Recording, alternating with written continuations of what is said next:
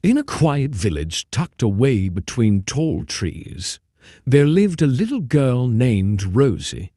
She had bright brown eyes and golden hair that shimmered in the sunlight, giving her a soft, almost magical glow.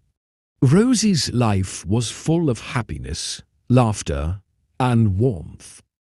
She lived with her beloved mother, Oliva, and her father, John.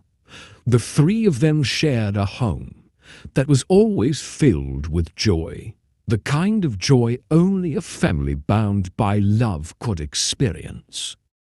Rosie's mother, Oliva, was a kind and gentle woman, full of patience and care.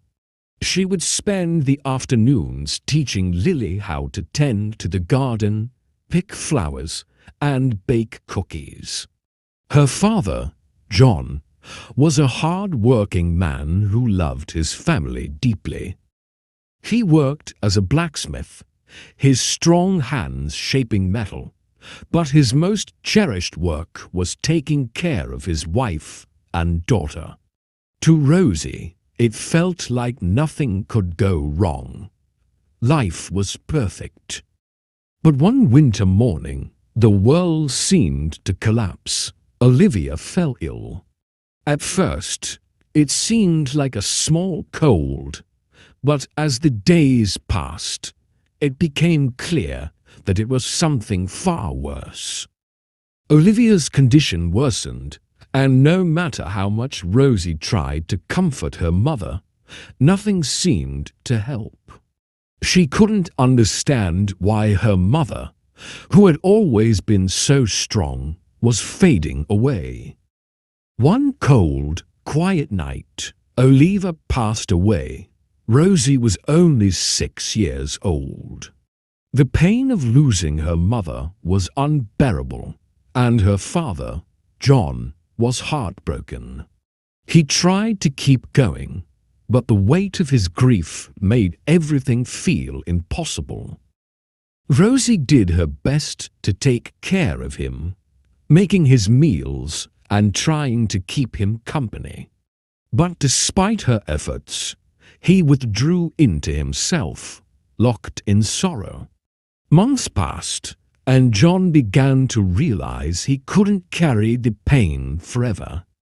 He met a woman named Evelyn, who, at first, seemed kind and understanding.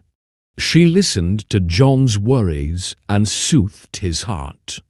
Evelyn seemed to fill the space left by Oliva's death, and soon after, John decided to marry her. He thought that maybe this would help him find peace. Evelyn moved into the family home. For Rosie, this new change was confusing. She wasn't sure what to expect. She hoped that Evelyn would become like a second mother to her, someone who would love her like her real mother had. But from the very beginning, something felt off. Evelyn was kind to John, often making him laugh and filling the house with food and music. But when it came to Rosie, Evelyn's kindness was distant, cold even. She rarely spoke to her except when necessary, and often ignored her when Rosie tried to engage in conversation. Rosie didn't know how to feel. She tried her best to be polite and helpful, but no matter what she did, Evelyn's attitude remained indifferent. She often found herself in the corner of the room, quietly watching as Evelyn doted on her father. Rosie wondered if it was because she wasn't the one Evelyn had chosen to care for. She thought of her mother and how much she had loved her, and it hurt her deeply to feel so unwanted in her own home. She would often lie on her bed at night, miss her mother, and shed tears. But despite the loneliness, Rosie remained silent. She saw how happy her father seemed with Evelyn, and she didn't want to disrupt his newfound joy. So she accepted her fate and stayed quiet. Even though it felt like she had lost her place in the world, she kept her feelings to herself, thinking that her father's happiness mattered more than her own. Years passed, and Evelyn gave birth to a baby girl, Emma. At first, the tiny infant seemed like a blessing to the family. Evelyn showered Emma with love, holding her in her arms every chance she got. Rozi found herself drawn to the baby girl. Emma had the most beautiful blue eyes and a soft laugh that filled the house with warmth. Rozi loved Emma like a sister, something she had always longed for. She spent her days playing with little Emma, teaching her how to tie her shoes, helping her when she fell, and holding her hand whenever she was scared. They shared a bond that felt special to Rozi. But as Emma grew older, Rozi began to notice a change. Emma, who had once adored her, started to pull away. She would ignore Rozi when she tried to play, choosing instead to stay by her mother's side. The warmth Emma once showed her seemed to disappear. By the time Emma turned 6, the relationship between the two sisters had changed entirely. Emma began to treat Rozi with the same coldness Evelyn had shown her all those years ago.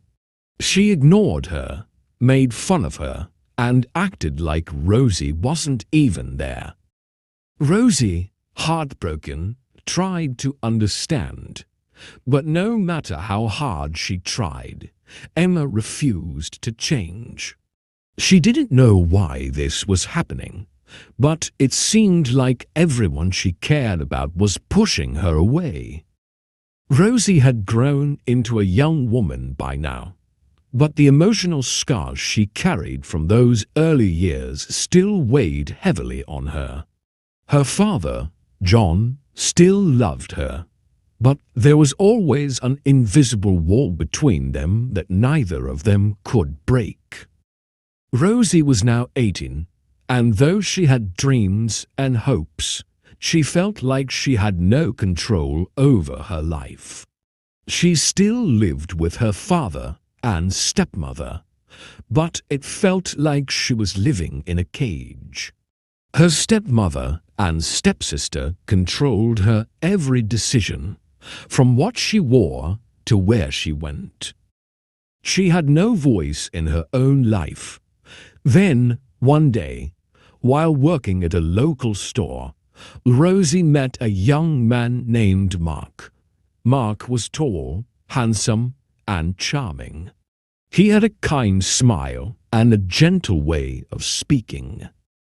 He would visit the store every morning on his way to work, always making small talk with Rozi, asking her how her day was going. Over time, Mark began to look forward to their conversations. He admired Rozi for her quiet strength and the way she seemed to carry herself with grace, despite the hardships she faced at home. He could see how much she longed for a life of her own, and he began to develop feelings for her. Mark soon asked Rozi out for coffee after work. He was different from the other men she knew. He didn't try to control her or make decisions for her. Instead, he listened, truly listened, to what she had to say. He made her feel like she mattered, like her voice was important. For the first time in a long while, Rozi began to feel alive again. Mark's attention was a gift, something she had been starved for, and she began to look forward to their meetings. As the weeks went by, Mark's feelings for Rozi deepened, and one day, He confessed that he wanted to marry her. He had grown to love her quiet nature and kind heart, and he couldn't imagine spending his life with anyone else. But when Emma, now an adult, heard about Mark's interest in Rozi, she became furious. She had always been jealous of the attention Rozi received, and now Mark, a successful and wealthy man, was interested in her stepsister. Emma couldn't bear it. She believed she deserved him more than Rozi did. Emma set her sights on Mark. She began spending more time with him, going out to lunch, taking trips to the shopping mall, and charming him with her outgoing personality. Mark, who had originally admired Rosie's calm and gentle nature, found himself attracted to Emma's flashy style and loud laughter. Slowly, his feelings for Rozi faded, and he began to fall in love with Emma instead. Mark proposed to Emma, and she accepted, her heart swelling with triumph. She had what she wanted, a rich, successful man who would provide her with everything she had ever dreamed of. Meanwhile, Rozi quietly stepped aside, her heart aching as she watched Emma get everything she had hoped for. She didn't say anything, not wanting to create conflict in the family, because she knows very well that no one at home will listen to her.